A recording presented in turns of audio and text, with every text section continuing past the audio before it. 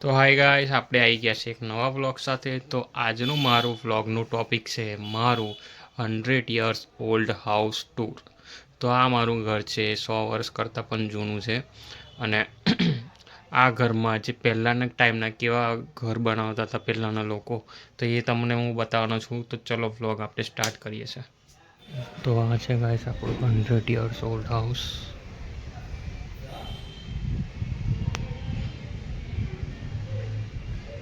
તો ગાઈસ ચલો સ્ટાર્ટ કરીએ છીએ. સૌથી પહેલાં છે આપણી પર્સનલ જગ્યા છે. આમાં અમારું ઘરનું આ બગીચો ટાઈપ જેવું બનાવ્યું છે મમ્મી ને પપ્પાએ. બધું મની પ્લાન્ટ છે. પછી તુલસી માતા બી છે અહીંયા આગળ. જો તુલસી માતા, એક કુંવરપાઠો બી છે, બીજા ગુલાબ છે, અલગ અલગ ટાઈપના ઝાડવાઓનો એ છે, ઝાડવાઓ છે.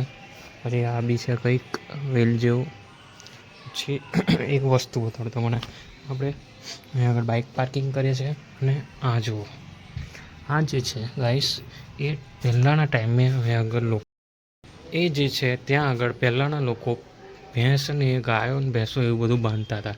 એટલા માટે એ પહેલાંના ટાઈમનું લગાવેલું છે, બહુ વર્ષો જૂનું છે. તો ચલો ઘરમાં એન્ટ્રી કરીએ. તો ઘરમાં એન્ટ્રી કરી લીધી છે. અને જુઓ, આ છે ગાઈસ પહેલાંના જમાનાના દરવાજા, એકદમ લાકડાના, એકદમ મજબૂત. આ મારું મંદિર છે, બહુ મસ્ત છે. મારા રાધા કૃષ્ણ છે. તો આ પહેલાંના ટાઈમના બધા દરવાજા છે. જે આ ખિલ્લા જુઓ છો તમે, આ ખિલ્લા બહુ મજબૂત અને બહુ વર્ષો સુધી ચાલે એવા હોય છે. આ કડા અત્યારના કોઈ બી દરવાજામાં જોવા નહીં મળે તમે. આ સાંકળ જુઓ, આ સાંકળ કેટલી જાડી છે, મારા આંગળી જેટલી જાડી છે. એ બહુ મજબૂત છે. તો આવું કંઈક છે. એનો ફર્સ્ટ દરવાજો છે. પછી જઈએ આપણે સેકન્ડ દરવાજા તરફ. આ એક મસ્ત રૂમ છે અમારી. આ રસોડું છે અમારા માતાજીનો, અને અમારા રાધા કૃષ્ણ, અમારા ભોલેનાથ, આ બધા ભગવાન છે અહીં આગળ. તો પછી આ છે અમારા ઘરનો બીજો દરવાજો. તો બીજો દરવાજો કંઈક આવો છે. આ શું કહેવાય આને મને ખબર નહીં, પણ આ બધું વસ્તુ તમને જૂના જમાનાના ઘરમાં જ જોવા મળશે. અને અહીં આગળ આ છે સાંકળ માટે. આ સાંકળ આવે ને, એ સાંકળ લટકાણું હોય એ સાંકળ. અને સાંકળ થોડી મીડિયમ સાઇઝની છે. જો પેલા મેં ખિલ્લા બતાડતો તો એ ખિલ્લા કેવા છે અહીં આગળ, મસ્ત છે. આ છે, આ બી સાંકળ લગાવવાનું જ છે. જો પાછળ આવું આવે. પહેલાંના જમાનાના લોકોનું ગાઈસ દિમાગ જોયું તો તમે બહુ ખતરનાક હતું. આ કેટલા વર્ષો જૂના દરવાજા છે, પણ એકદમ બેસ્ટ હાલતમાં, કોઈ જાતની કોઈ પ્રોબ્લેમ નહીં ગાઈસ. આવું છે. અને બીજી એક મસ્ત વસ્તુ બતાડું. જો આ લાકડું જુઓ, આ લાકડું કેટલું મજબૂત છે. આ જે છે ને, આ બહુ જ મોટું અને બહુ જ વજનવાળું લાકડું છે ગાઈસ. વિડીયોમાં ખબર પડે છે કે નહીં પડતી મને નહીં ખબર, પણ મારી રિયલ આંખોથી મેં જોઉં છું બહુ જ વજનવાળું છે. હજુ આનાથી બી એક વજનવાળું છે આગળ, એ બી તમને ચલો બતાડું. તો ગાઈસ આ મેં જે બીજો લાકડાની વાત કરતો હતો, આ બીજું લાકડું છે. હજુ કેટલું મોટું છે અને કેટલું જાડું છે. મારા હાથમાં બી નહીં આવતું. મારો હાથ અડધો ફૂટનો છે, પણ મારા હાથમાં બી નહીં આવતું. પહેલાંના ટાઈપના જુઓ, આ લાકડા દિવાલોમાં નાખેલા છે.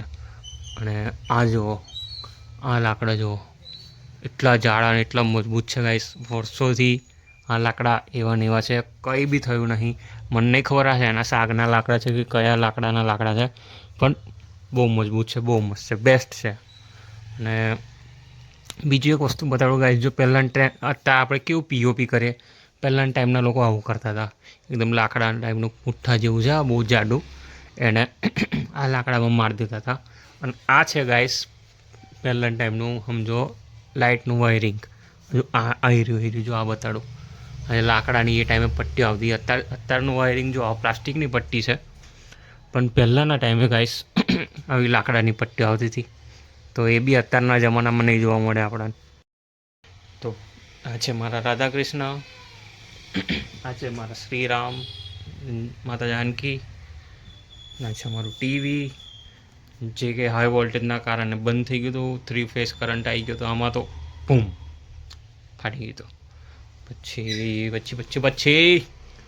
હું બતાડું કબાટ ગાઈસ. કબાટ, આ કબાટ છે લગભગ 1 ફૂટ જેટલો ઊંડો. 1 ફૂટ જેટલો આ દિવાલમાં છે ગાઈસ કબાટ. તમે વિચાર કરી લો કેટલો અંદરની હશે. જો તમને બહારથી બતાડું. આ કબાટ આટલો બહાર છે અને લગભગ ખાસો બધો અંદર છે. તો આ બી પહેલાંના જમાનાનો કબાટ છે. જે પહેલાંના જમાનાના ઘર હશે ને એમાં જ આવું જોવા મળશે તમને કે દિવાલની અંદર કબાટ ફિટ કરેલા છે. તો આ છે કબાટ. પછી બીજું ગાઈસ, આ જે તમને લાકડા દેખાય છે, આ લાકડા, આ બી કંઈક ને કંઈક વસ્તુ ટીંગાળવા માટે કે અહીંયા આગળ બીજું બી અહીંયા આગળ બી છે. જો આની ઉપર કંઈક પાટિયા જેવું મૂકી દેવાનું અને કંઈક વસ્તુ મૂકવા માટે અહીં પાટિયામાં આડું કરી દેવાનું અને કંઈક વસ્તુ મૂકવા માટે અહીંયા આગળ આનો યુઝ કરતા હતા પહેલાંના ટાઈમના લોકો. તો આ બી તમને કહે નહીં જોવા મળે, જૂના જમાનાના ઘરમાં જ જોવા મળશે. આ આવી ગયો છે આપણી જોડે બીજો દરવાજો. તો આ જોઈ લો, આની સાંકળ હા પેલા જેવો જ છે સેમ. પછી મેં કહેતો હતો ને તમને કે એક બહુ મજબૂત બહુ મોટું લાકડું છે, એ તમને લાકડું બતાડું. જો અત્યાર સુધીને આવી ગયો છે આપણી જોડે બીજો કબાટ. આ બીજો કબાટ બી લગભગ 1 ફૂટ ઊંડો છે અંદર અને આ બી દિવાલમાં નાખેલો છે. તો આ બી એક ઇન્ટરેસ્ટિંગ વસ્તુ છે. આ છે ઉપર જોઈ લો પાટડી, આને પાટડી કહેવાય. આનો કેટલું મોટું લાકડું છે, મારા હાથ જુઓ અને લાકડું જુઓ કેટલું મોટું કેટલું મજબૂત. ગમે તેટલો વજન આવી જાય સહેજ મચક ના મારે એટલું મજબૂત લાકડું છે આ.